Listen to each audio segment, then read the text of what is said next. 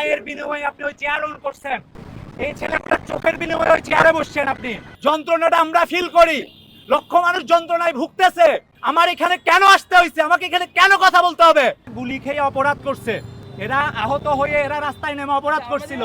শনি একটা আপনার 20 জুলাই সকালবেলা শুধু আমার চোখটা 4টা সেলাই দিয়ে আমার ছেড়ে দিছে, সাথে সাথে রিলিজ করে দিছে। এখন পর্যন্ত আমার দ্বিতীয় কোনো অপারেশন ধরে নেই। আমি 19 জুলাই থেকে এখনো ডান চোখে কিছু দেখি না। আমার চোখ দেখতে স্বাভাবিক, কিন্তু আমি চোখে কিছু দেখি না। ফ্যামিলির ভিতরে আমার 6 জন মেম্বার, আমার আব্বা আম্মু, আমার 2 ছেলে, আমি, আমার ওয়াইফ। আমি চাই আমার ট্রিটমেন্ট হোক, আমার চোখ ভালো হোক। অসুস্থ অবস্থায় ঢাকা মেডিকেল নেওয়া হলো। ঢাকা মেডিকেল নেওয়ার পরে আমাকে অপারেশন করলো পরের দিনেই। অপারেশন করে 3টা গুলি বের করলো। ওইখান থেকে আমার সিট গেলো জাতীয় চক্ষু হসপিটালে।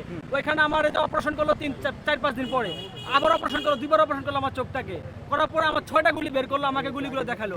এখন আমার চোখে 8টা গুলি রয়েছে। ডাক্তার কেন আমাকে সিট কেটে দিয়েছে, কেন আমার ডাক্তার আমার এটা ট্রিটমেন্ট হচ্ছে না, আর আমি তো চোখে দেখতে পারছি না। আর 2বার অপারেশন করার পরে কেন 8টা গুলি চোখের ভিতরে থাকে যায়, এই ডাক্তার আর উত্তরটা আমাকে ডাক্তারও দিতে পারছে না, তাই আমাকে ছিট কেটে দিয়েছে। এখনো 5টা গুলি আছে। আমি জানতে চাচ্ছি যে আমার 2বার অপারেশন করার পর 8টা গুলি থেকে যায়, কিন্তু এই চোখের কারণে কারণ যদি মাথা ব্যথা হয় তাহলে বুঝতে পারবেন আমার 24টা ঘন্টা মাথা ব্যথা। কিভাবে তো সহ্য করে থাকছি নিজের কাছে।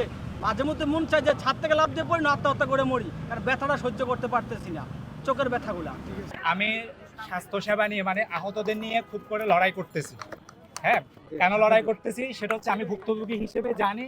এই যে ভাই বললো ব্যথা কারে বলে, কষ্ট কারে বলে, যন্ত্রণা কারে বলে, ওই জায়গা থেকে আমার থেকে মনে হয়েছে যে আমার আহতদের বা আমার কিছু পরিচয় আছে। হ্যাঁ, আমি এখন আমার পরিচয় দিতে চাই না।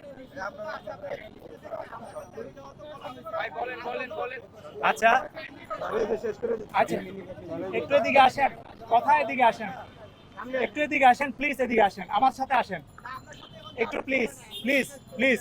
আমরা এখান থেকে সরে যাচ্ছি, আপনারা আমাদের গাড়ির ব্যবস্থা করে দিবেন। এদিকে আসেন আঙ্কেল, প্লিজ আমাদেরকে গাড়ির ব্যবস্থা করে দিবেন এখান থেকে যাওয়ার জন্য।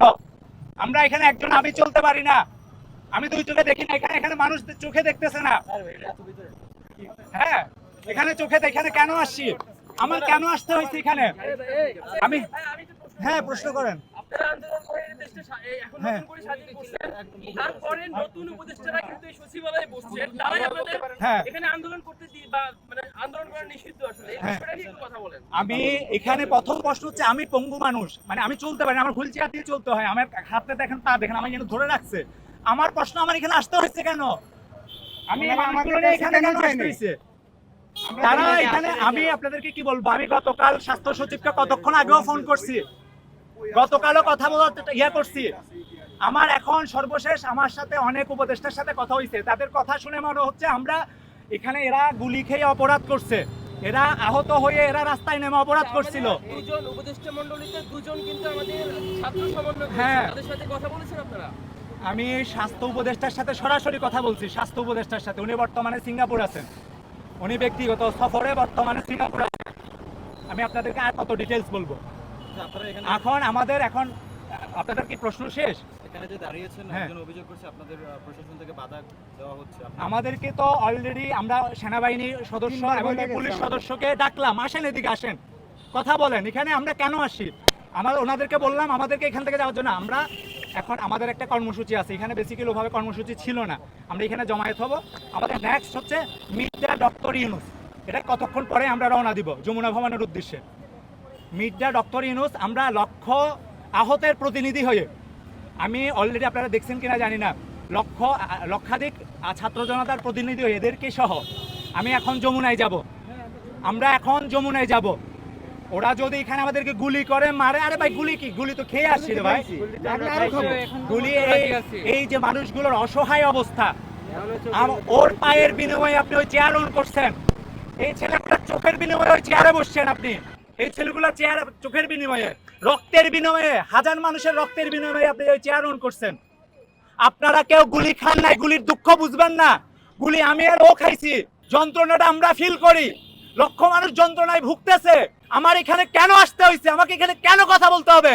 আমরা এখন, আপনারা আমাদের সাথে থাকবেন। আমাদের নেক্সট প্রোগ্রাম হচ্ছে মিট দ্য ডক্টর ইউনূস। সবাইকে ধন্যবাদ।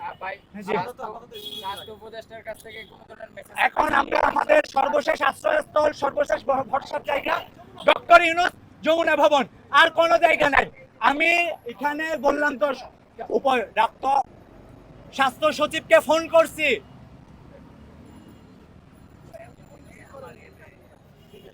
উনি আমাদের আর কোনো ইয়া নাই, আবার একটা জায়গা।